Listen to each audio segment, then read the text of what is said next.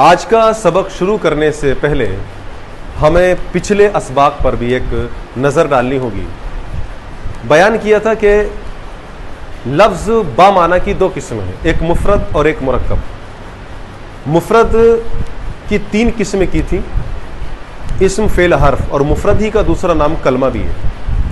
इस्म की तारीफ बयान हो चुकी और उसकी अलामात भी बयान की गई। अब दूसरे नंबर पर फेल आता है। फेल की तारीफ पहले भी हो चुकी, लेकिन फिर से मजबूती के लिए फेल की तारीफ कर देते हैं। फेल कहते हैं जिसका अपना माना हो और मुस्तकिल हो और तीनों ज़मानों में से किसी ज़माने से वो मिला हुआ हो। आज के सबक में हम उसी मुफरद यानी कलमे की दूसरी किस्म की अलामात को जानेंगे।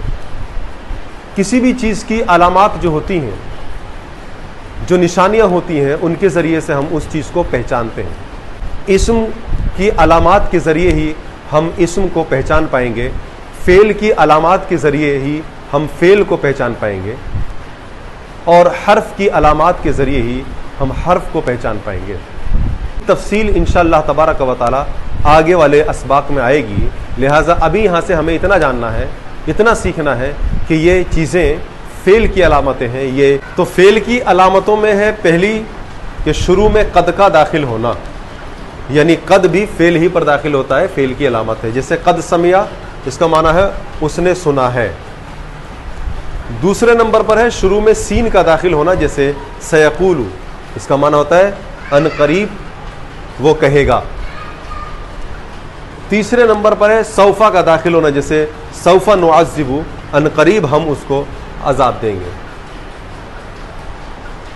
अब हर्फ जाजिम का दाखिल होना। हर्फ जाजिम का मतलब होता है कि वो हर्फ कि जो मुजारे यानी फ़ेल मुजारे के आखिर को जज़म करता है, जैसे लम नजाल, इसका माना है हमने नहीं बनाया। तो इस लम ने जो हर्फ जाजिम है, ये मुजारे के आखिर को जज़म किया है। इस पर जो जज़म है वो लम की वजह से आया है। ये लम का दाखिल होना ये भी फ़ेल की अलामत है। पाँचवें नंबर पर है आखिर में ज़मीर बारिज़ मरफू का मुत्तसिल होना। ज़मीर कहते हैं प्रोनाउन को, जैसे इंग्लिश में प्रोनाउन होता है, जिसे हिंदी में सर्वनाम कहते हैं, ऐसे ही अरबी में उसे ज़मीर कहते हैं। और ज़मीर बारिज़, बारिज़ के मानाते ज़ाहिर, जो दिखे भी, और मरफू का मतलब होता है जो फ़ाइल बनने की सलाहियत रखे, यानी करने वाला, जिसे इंग्लिश में सब्जेक्ट कहते हैं और हिंदी में कर्ता कहते हैं। वो दलालत जिस पर करता है उसे मरफू कहा जाता है। मुत्तसिल के माना होते हैं कि वो फ़ेल से मिली हुई हो। तो अब इस किस्म को, इस अलामत को समझने के लिए हमें ये जानना है कि वो ज़मीर होगी यानी प्रोनाउन, और बारिज़ यानी जो दिखेगी भी, और मरफू का मतलब वो फ़ाइल बनने की सलाहियत भी रखेगी यानी सब्जेक्ट बनने की, और वो मुत्तसिल भी होगी, मिली हुई होगी। लिहाजा ये भी जो है फ़ेल की अलामत है। मिसाल से समझेंगे, जैसे कतलतु, कतलतु में ये जो ता है ये वाली, तो ये ता इसका माना होता है कि मैंने कत्ल किया, और जब मैंने कत्ल किया तो माना होगा तो करने वाला मैं हूं। तो लिहाजा ये जो ता है ये ज़मीर है और दिख रही है इसलिए बारिज़ है, और कर्ता पर दलालत करती है यानी मैं कत्ल करने वाला, तो लिहाजा। इसी तरीके से कतलता, तू एक आदमी ने कत्ल किया। इसकी मज़ीद जो डिटेल है पूरी हम इंशाअल्लाह ताला फिर के आगे अबवाब में जानेंगे, लेकिन अभी हमें यहाँ इतना सीखना है कि ये फ़ेल की अलामतें हैं और ये मिसालें, लिहाजा इनको अच्छे से हमें याद करने की ज़रूरत है। आगे चलते हैं। तानीस की ताए साकिना का मुत्तसिल होना। अब तानीस की दो ता यानी मुअन्नस की, हमने इस्म की अलामतों में पढ़ा था कि वो ता जो हालत वक़्फ़ में हा बन जाती है वो इस्म की अलामत है, जैसे मुअल्लिमह, मुअमिनह। यहाँ जो फ़ेल की अलामत है ताए तानीस, तो वो ताए साकिना यानी साकिन वाली ता होगी और वो मिली हुई होगी। ये ताए मुतव्वला की शक्ल में होती है, जैसे अशारत, उस एक औरत ने इशारा किया।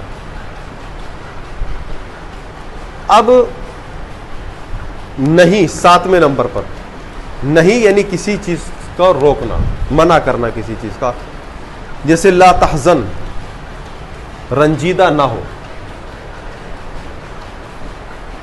आठवें नंबर पर आता है अम्र का होना यानी हुक्म का होना। लिहाजा इसका माना होगा उनसुर यानी मदद कर। याए मुखातबा का आखिर में होना, यानी जब खिताब करते हैं किसी से वो या, और वो खिताब जिससे किया जाएगा वो मुखातबा में क्योंकि ये हा लगा है, मतलब होगा कि सामने वाली जिससे खिताब किया जा रहा है, जिससे बात की जा रही है, वो औरत होगी, मुअन्नस होगी, इसलिए याए मुखातबा का आखिर में होना। जैसे उदखुली, तू एक औरत दाखिल हो। रहा नून ताकीद 10वें नंबर पर, और वो दो तरीके के नून होते हैं। एक नून मुशद्दद होता है जिसे नून सकीला कहा जाता है, और एक नून साकिन होता है जिसे नून खफीफा कहा जाता है। ये दोनों ताकीद के नून है, यानी माना में जोर देने के लिए आते हैं। जैसे ला यफ़अलन्ना और ला यफ़अलन, ये भी फेल की अलामत है। माना होगा ज़रूर भी ज़रूर करेगा वो एक आदमी, ज़रूर भी ज़रूर करेगा वो एक आदमी। ये दोनों में ज़रूर के माना दे रहा है। नंबर 11 पर किसी मस्दर से मुश्तक होना और ज़माना भी होना। तो किसी मस्दर से मुश्तक होना मतलब वो किसी मस्दर से निकल करके आया होगा, और लेकिन शर्त यह है कि उसमें ज़माना भी पाया जाएगा, तब जाकर के वो फेल की अलामत बनेगा। जैसे अलीमा, ये अलीमा अल-इल्म मस्दर से निकल करके आया है, लेकिन इसमें माना है जानना और ज़माना है माजी का, क्योंकि इसके माना होगा उस एक आदमी ने जाना, और ये माजी के ज़माने से ताल्लुक़ रखता है। नंबर 12 पर आता है माजी और मुजारे की गर्दान का होना। गर्दान क्या होती है कि जैसे मुज़क्कर और मुअन्नस होता है या वाहिद तस्निया जमा होता है, तो लिहाजा किसी भी काम को करने वाला या तो मुज़क्कर होगा या मुअन्नस। मुज़क्कर के लिए अलग अल्फाज आएंगे, मुअन्नस के लिए अलग आएंगे, वाहिद के लिए अलग आएगा, और तस्निया और जमा के लिए अलग आएंगे। तो लिहाजा उनके लिए अलग अलग कंडीशन में लफ्ज़ों का बदलते रहना, उसी को बोलते हैं गर्दान होना।